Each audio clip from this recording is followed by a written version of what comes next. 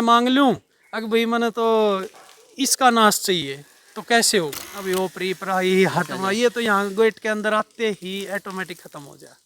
Haryana daily पौधे वाले सभी यूट्यूब फैमिली को अंकुर ग्रोवर नरवाना की राम राम भाई। सिलसिलेवार तरीके से हम आपको है जो बनियानी और मरोडी गांव के जो धाम है महाराज जी का दलमदास जी और जो विषम महाराज जी है उनके धाम की जो खबर आप दिखाने लग रहे हैं। संगता के फोन आने लग रहे हैं भाई लोकेशन एग्जिट लोकेशन के है।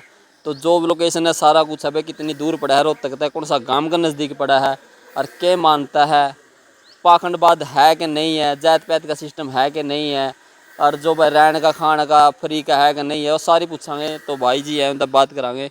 नमस्कार जी। सत साहिब जी।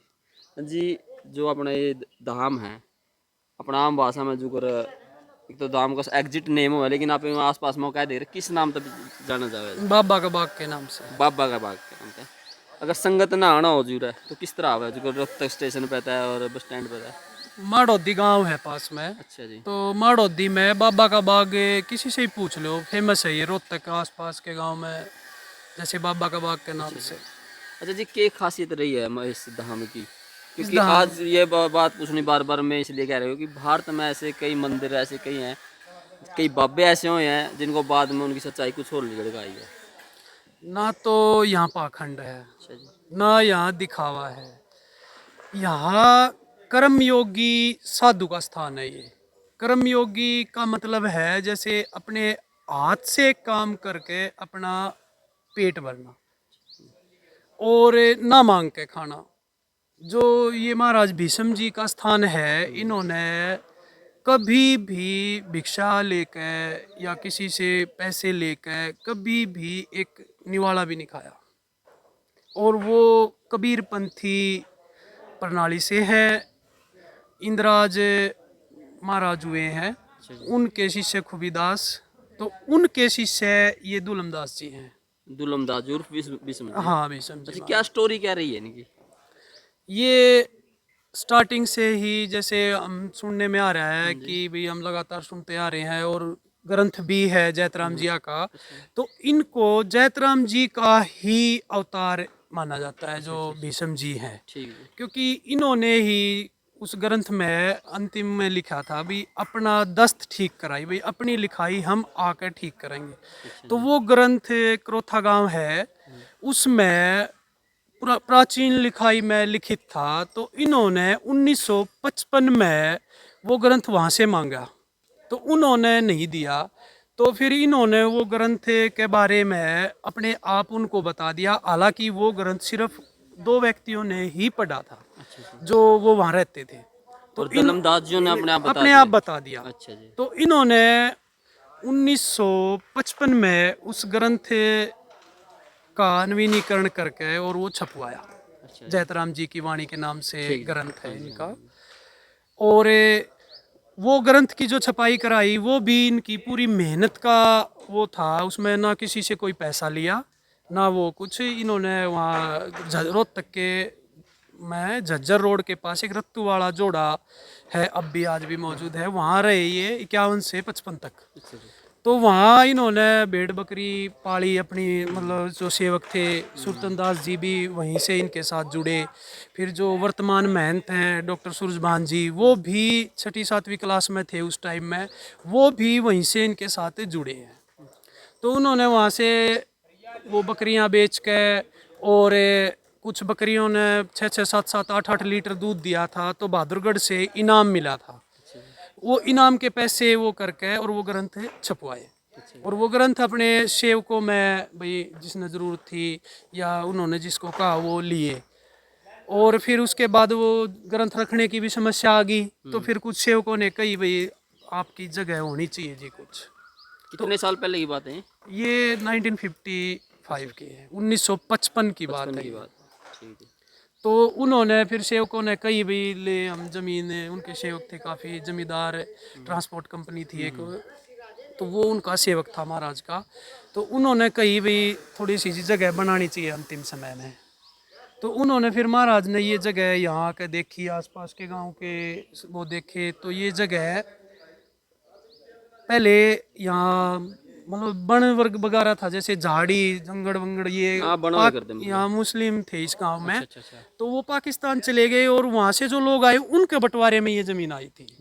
तो वो देख रेख नहीं कर रहे थे, वो कहीं इधर उधर थे, तो ये बंजर पड़ी थी। तो उन्होंने पहले ये ठेके साझा ने ली, इसमें कमाई करी, आसपास के गांव में ठेका साझा लिया, बोई, अपनी मेहनत से पैसे इकट्ठा करे और फिर ये ज़मीन खरीदी।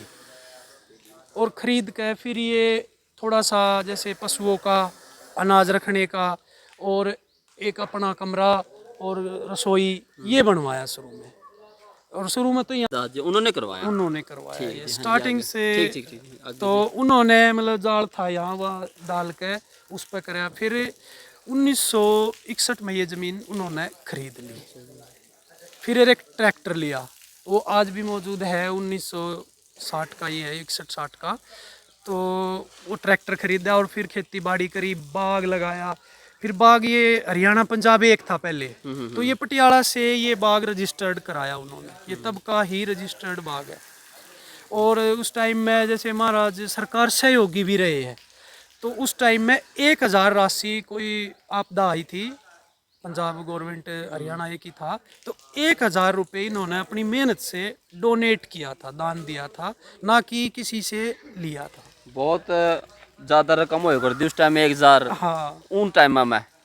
तो इन्होंने उस टाइम में भी वो दान दिया था। और ये परंपरा आज भी चल रही है। जब कोरोना चल रहा था तो जो वर्तमान महंत हैं डॉक्टर सूरजभान जी, इन्होंने भी 2 लाख रुपए कोरोना में राहत राशि में रोहतक के कलेक्टर को दी थी। इस टाइम जो गद्दी नसीन हैं डॉक्टर महंत सूरजभान जी, डॉक्टर महंत सूरजदास सूरजभान जी सूरजभान जी है। हाँ, अच्छा जी, अब उनकी देख रेख में उनकी देख रेख में है ये। अच्छा जी, अच्छा जी। और हम जैसे सेवक हैं, ये इधर उधर काम बता दें वो तो ये कराया। अच्छा जी, जो संगत आन लग रही है, संगत जुड़ भी रही है, हाँ, के ऐसा अट्रैक्ट कर रही है संगत ने कि वो तो जुड़ रही है? ये एक मतलब यहाँ जो, अब आपने कैसे बताऊं कि एक यहाँ जो स्थान है ये एक शक्तिपीठ है ये। मतलब यहाँ जो भी व्यक्ति आता है, एक तो मन की शांति, मतलब जहाँ साधु सतली हो ना, जहाँ तपस्वी के कदम भी पड़े हों, तो वो स्थान पवित्र हो जाए, तीर्थ हो जाए। तो ये यहाँ आने के बाद आपने भी महसूस करा होगा कि भाई शांति है। हाँ जी। तो यहाँ ऑटोमेटिक ऐसा है कि समाधि है, महाराज की शरण में जो आ गया उसकी मनोकामना पूरी तो पूरी ना भी हो, लेकिन उसको शांति जरूर मिलेगी, कोई सांत्वना जरूर मिलेगी, उसको रास्ता जरूर दिखेगा।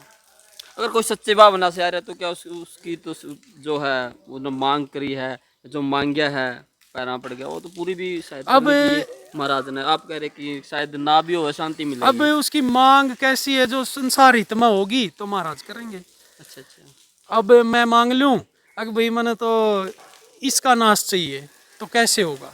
अच्छा अच्छा अच्छा। हर मनोकामना ये तो कोई भी जो सच्चे सच्चे संत है वो करेगा नहीं। तो यहाँ आने से जैसे भाई किसी में जैसे आस पड़ोस के गांव के हैं, दूर दूर से है भाई, कोई बोलते हैं ना भाई, वो प्री पराई हटवा, ये तो यहाँ गेट के अंदर आते ही ऑटोमेटिक खत्म हो जाए। अब मैं दर्शकों बता दूं भाई, वो तो दूरी रहे, यहाँ महाराज जी से जो सोचा भाई मैं थोड़ा जाऊं और फलाना का नू होना चाहिए, माया मांग लूं, फलाना का नू होना चाहिए और मेरा सुख होना चाहिए, तो भाई उल्टा भी हो जाएगा। और जो प्री पराई है एंटर करते ही मैं बहरे रह जाए, यह बात नहीं है। दो तथ्य हैं भाई, अगर किसी का बुरा करना है तरूरा मांगना हो तो ऐसा कुछ नहीं है, उल्टा खुद पे हो जाएगा। अगर भाई गलत हो रहा है, अच्छी शिक्षा लेकर आ रहे हो, अच्छी नीति तैयार रहे हो, तो भाई 100% होगा। बात सही होगी। हाँ, ये बिल्कुल लेकिन सच्ची सुच्ची आत्मा दाना पड़ेगा जी। बिल्कुल बिल्कुल।